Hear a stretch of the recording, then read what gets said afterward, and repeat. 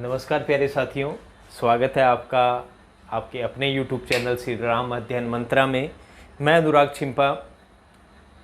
तो साथियों, कामायनी निरंतर चल रही है और कामायनी का सर्ग संख्या 3 श्रद्धा सर्ग, जो कॉलेज लेक्चरर यानी कि सहायक आचार्य असिस्टेंट प्रोफेसर के सिलेबस में है, जिसे अपने को बिल्कुल अच्छे से करना है ताकि हम इस सर्गों के अंदर बिल्कुल भी ना उलझें। ठीक है साथियों, ये पार्ट नंबर 4 है श्रद्धा सर्ग का और कामायनी का 12वां ये वीडियो चल रहा है, जिसमें 19 नंबर देखते हैं अच्छे से, बढ़िया वाला। श्रद्धा पहुंच चुकी है मनु के पास। मनु बैठे हैं निराशा में, हताश, सिर झुकाए हुए। ऐसा लगता है पूरी तरीके से हार ही गए हैं। और श्रद्धा उनके मन में उत्साह भरते हुए उनसे क्या कह रही हैं, देखते हैं। हृदय में क्या है नहीं, अधीर लालसा जीवन की निशेष। कर रहा वंचित कहीं त्याग तुम्हें, मन में धर सुंदर वेश। दुख के डर से तुम अज्ञात जटिलताओं का कर अनुमान। काम से झिझक रहे हो आज, भविष्यत से बनकर अनजान। यहां तक देखते हैं। हृदय में क्या है नहीं, क्या आपके हृदय में नहीं है? अधीर का मतलब धैर्यहीन। अधीर का मतलब क्या होता है? धैर्यहीन, जिसके अंदर क्या नहीं हो, धैर्य नहीं हो। लालसा का मतलब लालच हो जाएगा, मोह जिसको बोलते हैं। निशेष, निशेष का तात्पर्य होता है बाकी। क्या होता है? बाकी। धर का मतलब धारण करना, वेश का मतलब रूप, मन का मतलब हृदय या मन, जो भी कर लीजिए आप। जटिलताओं का मतलब होता है कठिनाइयों। काम का मतलब होता है कर्म। यहां तक देख लेते हैं। अब जो श्रद्धा है वो मनु से कहती है कि हे मनु, क्या अब तुम अपना धैर्य खो चुके हो? क्या तुम्हारे हृदय में बिल्कुल भी धैर्य नहीं रहा है?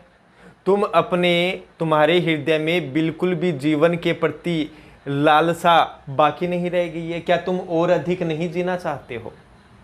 अरे मनु, तुम ही बताओ, क्या तुम्हें अपने जीवन में और अधिक जीने की लालसा बाकी नहीं रह गई है? क्या तुम जीना नहीं चाहते हो? क्या तुम अपना धैर्य खोकर धैर्यहीन हो गए हो? संसार को देखो, अपना धैर्य कायम रखो। कर रहा वंचित कहीं त्याग तुम्हें, मन में धर सुंदर वेश। मुझे तो लगता है मनु, कहीं तुम्हारे हृदय में जो त्याग की भावना है वो तुम्हारे हृदय में सुंदर रूप धारण करके तुम्हें इस संसार सुख से कहीं वंचित तो नहीं कर रही है।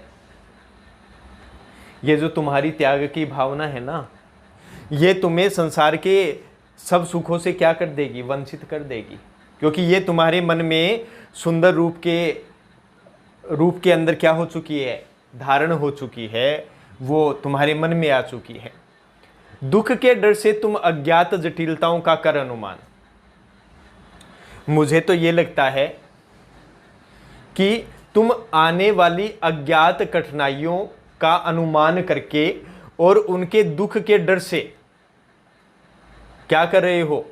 तुम आगे की ओर नहीं बढ़ना चाहते हो, तुम अपना जीवन नहीं जीना चाहते हो। स्वभावतः एक मनुष्य की आदत होती है कि वो अपने हृदय में आगे आने वाले भविष्य के प्रति तरह तरह की कल्पनाएं कर लेता है और उस कल्पनाओं के डर से वो आगे नहीं बढ़ पाता है, क्योंकि वो अपनी ही कल्पनाओं से घबरा उठता है। यही कुछ हालात किसके हैं? मनु के हैं। अब मनु ने क्या किया? अपनी कल्पनाओं के जरिए जो अज्ञात कठिनाइयां उनका अनुमान कर लिया और उसी के दुख के डर से वो क्या कर रहा है? वो आगे नहीं बढ़ना चाहता, वो जीवन नहीं जीना चाहता। काम से झिझक रहे हो आज, भविष्य से बनकर अनजान। फिर आगे श्रद्धा कह रही है, अरे मनु, आप तो अपने सुनहले भविष्य से अनजान होकर क्या कर रहे हो, अपने कर्म करने से क्या कर रहे हो, झिझक रहे हो। तुम्हें झिझकना नहीं चाहिए, सदैव आगे से आगे बढ़ते रहना चाहिए। यहां तक हो जाएगा। नेक्स्ट चलते हैं मित्रों, नंबर 20। कर रही लीला में आनंद, महाचिति सजग हुई सी व्यक्त। विश्व का उन्मिलन अभिराम, इसी में सब होते अनुरक्त। काम मंगल में मंडित श्रेय, सर्ग इच्छा का परिणाम। तिरस्कृत कर उसको तुम भूल, बनाते हो असफल भवदाम। यहां तक देख लेते हैं। अच्छा, लीला में आनंद क्या होता है बताएंगे। पहले इसका अर्थ जान लो, क्योंकि इसका अर्थ जानना बहुत जरूरी है। महाचिति क्या है? ये है विराट चेतना शक्ति, विराट चेतना शक्ति। और देखिए शैव धर्म में, किसमें? शैव धर्म में इस महाचिति को संसार का कारण माना गया है कि जो विराट चेतना शक्ति है उसी के द्वारा क्या होता है, संसार का निर्माण होता है, जिसे प्रत्यभिज्ञ दर्शन बोलते हैं। और ये इसके कामायनी के किस में है? मूल में है मित्रों। वही चीज देखेंगे। लीला में आनंद, अपने संसार की लीला में क्या हो जाएगा? आनंदित। विश्व का उन्मिलन, उन्मिलन का मतलब होता है सृजन, अभिराम का मतलब होता है सुंदर। सब होते अनुरक्त, अनुरक्त का मतलब होता है लीन। काम मंगल में मंडित श्रेय, काम का मतलब होता है कर्म या कर्मण्यता कह सकते हो आप, कर्म या कर्मण्यता। मंगल मंडित, मंगल मंडित, इन दोनों का अर्थ साथ में लेना पड़ेगा और क्या हो जाएगा? कल्याणकारी,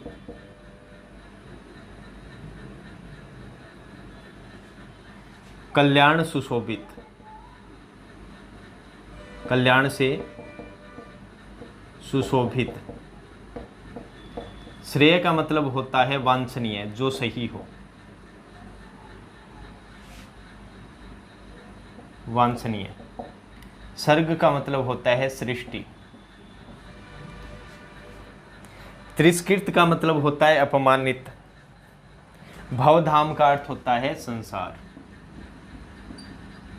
यहां तक देख लेते हैं। अब आगे श्रद्धा है वो मनु को समझाते हुए कह रही है कि अरे मनु, ये जो विराट चेतना शक्ति है, जो सजग हुई सी क्या कर रही है? अपने संसार रूपी लीला के अंदर क्या कर रही है? आनंदित हो रही है।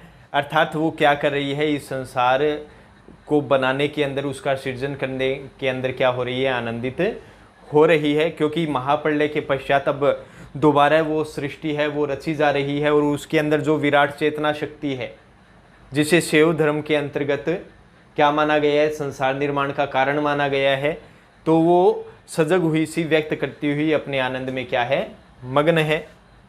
विश्व का उन्मिलन अभिराम, उसी विराट चेतना शक्ति अर्थात महाचिति के द्वारा ही क्या होता है?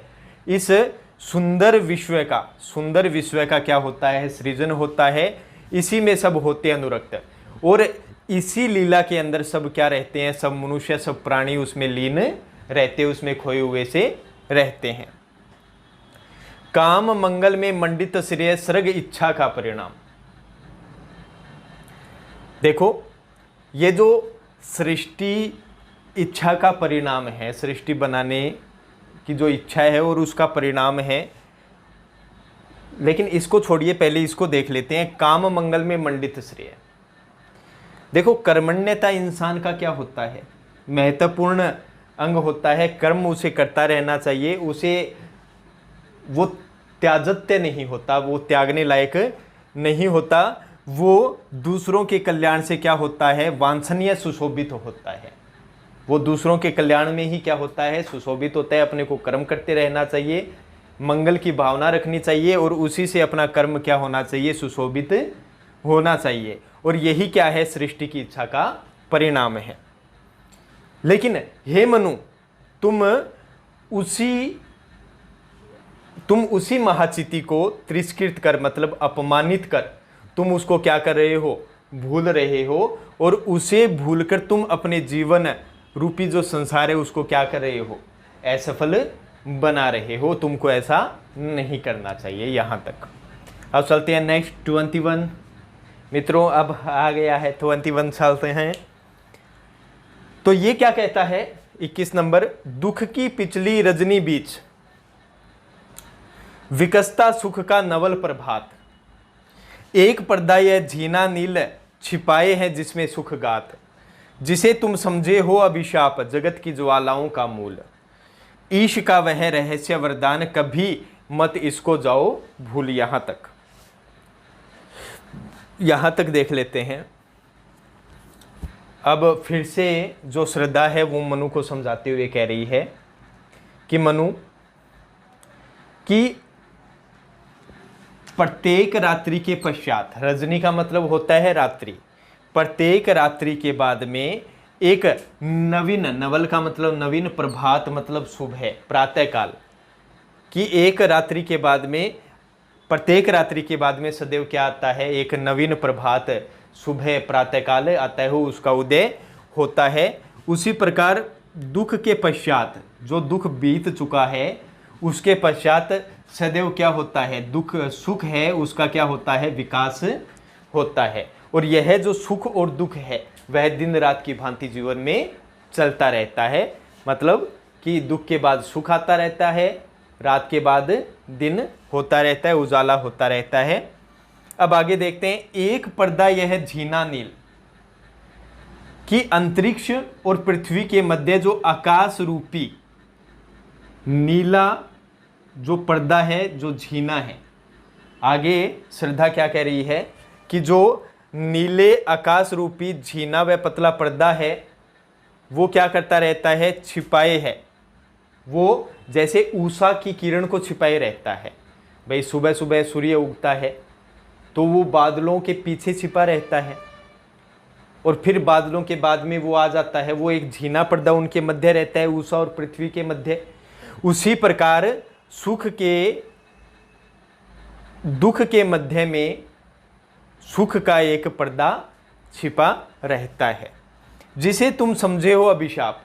अरे मनु, जिस दुख को तुम क्या समझ रहे हो, उस ईश्वर का अभिशाप समझ रहे हो। जिस दुख को तुम इस संसार की ज्वालाओं का क्या समझते हो, मूल समझते हो, अर्थात विपत्तियों का क्या समझते हो, मूल समझते हो। अरे मनु, वो तो क्या है, ईश्वर का एक रहस्यात्मक वरदान है और तुम्हें कभी भी उसको भूलना नहीं चाहिए। यहां तक ये आपका कंप्लीट हुआ 21 नंबर।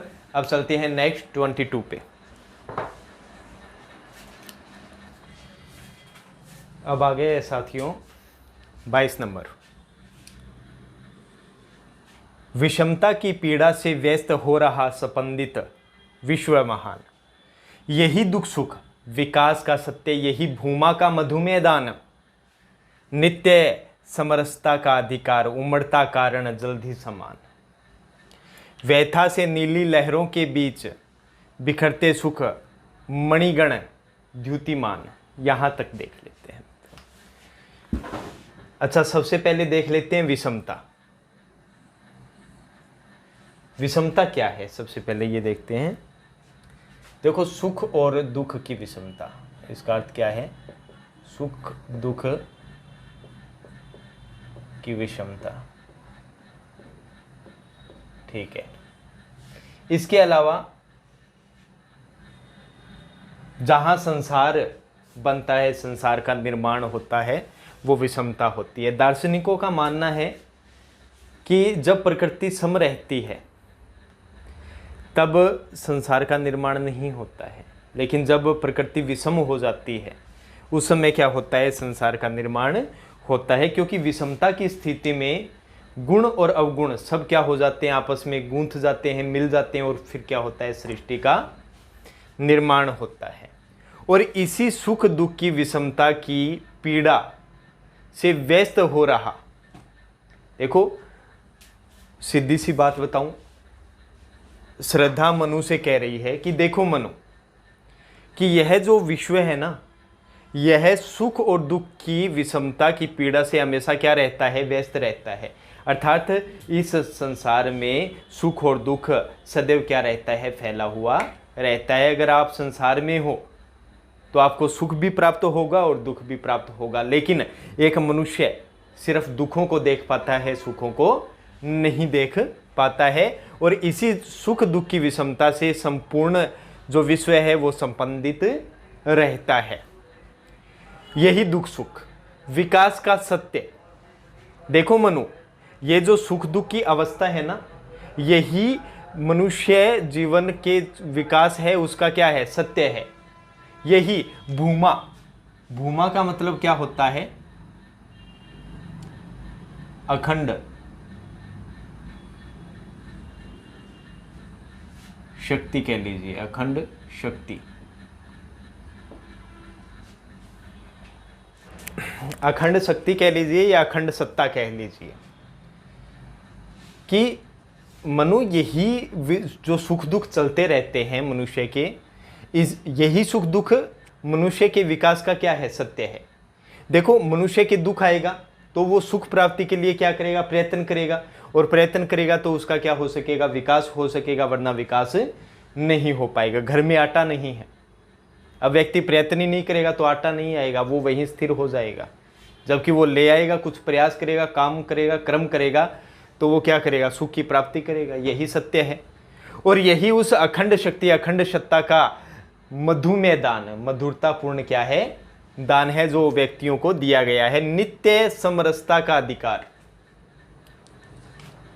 यही क्या है, दिन प्रतिदिन चलने वाली साम्य रसता का क्या है, अधिकार है। यहां तक देख लेते हैं, फिर आगे चलते हैं कि उमड़ता कारण जल्दी समान, व्यथा से नीली लहरों के बीच बिखरते सुख मणिगण द्युतिमान। तो आगे श्रद्धा मनु से कह रही है कि जैसे नीली लहरों के बीच, जैसे नीली लहरों के बीच उन लहरों को उठाने के लिए जल की जो बूंदें हैं, जल की मणि है, वो उनके अंदर रहती है, उनको ऊपर उठाती है। उसी प्रकार मनुष्य की व्यहता रूपी जो लहरें हैं, उनके मध्य में सुख रूपी जो द्युतिमान, मतलब कांतिमान, द्युतिमान का अर्थ क्या होता है, कांतिमान, चमक से युक्त, चमक से युक्त जो मणि होते हैं वो उनके अंतर्गत रहते हैं। मैं एक बार फिर बता देता हूं। श्रद्धा मनु से कहती है कि देखो मनु, जिस प्रकार नीली लहरों को उठाने में उसके अंदर जल के छोटे छोटे अणु काम करते रहते हैं, उसी प्रकार मनुष्य की व्यहता रूपी लहरों के अंदर सुख रूपी जो चमक से पूर्ण मणि है, वो उसके अंदर क्या रहते हैं, विराजमान रहते हैं। मतलब दुख के बाद में ही सुख की प्राप्ति होती है। नेक्स्ट 23, लगे कहने मनु सहित विषाद, मधुर मारुत ये उच्छ्वास, अधिक उत्साह तरंग आबाद उठाते मानस में सविलास। किंतु जीवन कितना निरुपाय, लिया है देख नहीं संदेह है, निराशा है जिसका परिणाम, सफलता का वह कल्पित गे है। यहां तक देख लेते हैं। अच्छा, सहित विषाद का मतलब दुख के साथ, दुख के साथ। मधुर मारुत, मारुत का मतलब क्या होता है, वायु। और मधुरता के समान, वायु कैसी है, मधुरता के समान। वायु से ये उच्छ्वास, उच्छ्वास का मतलब क्या होता है मित्रों, इसका अर्थ हो जाएगा प्रेरणा देने वाले विचार।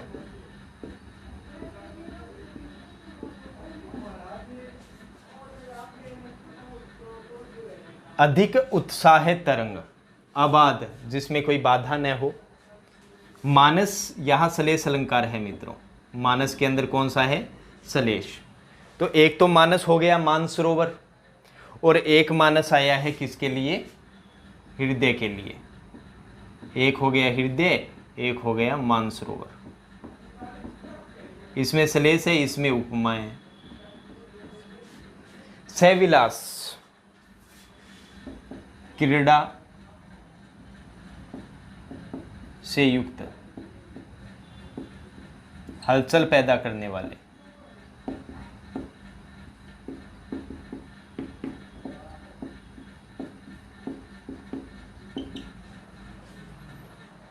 निराशा है जिसका परिणाम सफलता का वह कल्पित गेह है। कल्पित गेह का मतलब कल्पना का घर। यहां तक देखते हैं।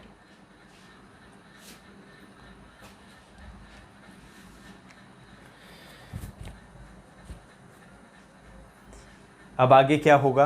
अब श्रद्धा है वो मनु से बातचीत कर लेती है। उसके बाद में श्रद्धा की बातें सुनकर मनु दुख के साथ कहने लगते हैं कि तुम्हारी जो वचन है, तुम्हारी जो वाणी है, वो मधुरता के समान वायु के झकोरे जैसी है, जो मेरे अंदर प्रेरणा के विचार क्या कर देती है? भर दे रही है। अधिक उत्साह तरंग आबाद उठाते मानस में सविलास। कि देखो, जिस प्रकार मधुरता से युक्त वायु के झकोरे क्या कर देते हैं? मानस अर्थात मानसरोवर के जल तरंगों में हलचल पैदा कर देते हैं, उसी प्रकार तुम्हारे जो मधुरता से युक्त प्रेरणा देने वाले विचार हैं, वो मेरे हृदय में क्या कर देते हैं? एक हलचल पैदा कर देते हैं, एक क्रीड़ा से उसमें करने लग जाते हैं। किंतु जीवन कितना निरुपाय। लेकिन श्रद्धा, मैंने महाप्रलय को देख लिया है, और उस महाप्रलय को देखने के बाद मेरे को यह संदेह नहीं रहा है कि जीवन कितना निरुपाय है, कि उन प्राकृतिक शक्तियों के सामने मनुष्य का जीवन निरुपाय का मतलब होता है असहाय। कितना क्या है? असहाय है। ये मैं भली प्रकार से समझ चुका हूँ। उसके सामने कोई भी उपाय नहीं चलता है। निराशा है जिसका परिणाम, और केवल उस महाप्रलय का, उस प्राकृतिक शक्ति का जो परिणाम निकलने वाला है वो क्या है? निराशा ही है। वो केवल मात्र क्या रह जाएगा? सफलता का एक कल्पना से बनाया हुआ घर मात्र रह जाएगा। क्योंकि इस संसार में सफलता प्राप्त नहीं होती है, मैं ये समझ चुका हूँ। ये यहाँ पर सिर्फ क्या मिलती है? असफलता ही मिलती है। उसका परिणाम क्या होता है? निराशा ही होता है। यहाँ इस पृथ्वी पे सफलता तो एक कल्पना का घर मात्र है, मतलब आप सिर्फ कल्पना ही कर सकते हो, आपको सफलता प्राप्त नहीं हो सकती है। ये हो जाएगा 23वें का। और अंतिम 24वां, कहा आगंतुक ने सैसने है, अरे तुम इतने हुए अधीर, हार बैठे जीवन का दाव, जीतते मरकर जिसको वीर। यहाँ तक सैसने का मतलब प्रेम के साथ, प्रेम के साथ। आगंतुक कौन है यहाँ मित्रों? आगंतुक है श्रद्धा। अधीर का मतलब जिसमें धीरज न हो। जीवन का दाव क्या हो जाएगा? जीवन की बाजी। यहां तक देखते हैं। फिर मनु के उत्तर में श्रद्धा जवाब देती है कि देखो मनु, और बड़े प्रेम के साथ वो मनु से कहती है कि अरे मनु, तुम तो बहुत अधिक अधीर हो गए हो, तुम में बिल्कुल भी धैर्य नहीं रहा है, बल्कि तुम तो जीवन के प्रति बिल्कुल ही निराश हो गए हो। तुम अपना धीरज खो बैठे हो, और ऐसा लगता है कि तुम अपने जीवन की जो बाजी है वो पूरी तरीके से हार कर यहाँ बैठ गए हो। तुम में बिल्कुल भी उत्साह की लहर नजर नहीं आ रही है। बल्कि मैं इतना जानती हूं कि जो वीर व्यक्ति होते हैं वो मरकर भी, अपने प्राणों का उत्सर्ग देकर भी वो क्या कर देते हैं, जीवन की बाजी को जीत लेते हैं। उसी प्रकार तुम्हें भी इस प्रकार निराश होकर न बैठकर बल्कि जीवन की जो बाजी है उसको क्या करना चाहिए, जीतना ही चाहिए। तो मित्रों, ये अपना पार्ट हो गया श्रद्धा सर्ग का चौथा और कामायनी का 12वां। तो मिलते हैं नेक्स्ट वीडियो में नेक्स्ट छंदों के साथ। तब तक के लिए श्री राम अध्ययन मंत्र आपसे विदा चाहता है। जय हिंद, जय भारत साथियों।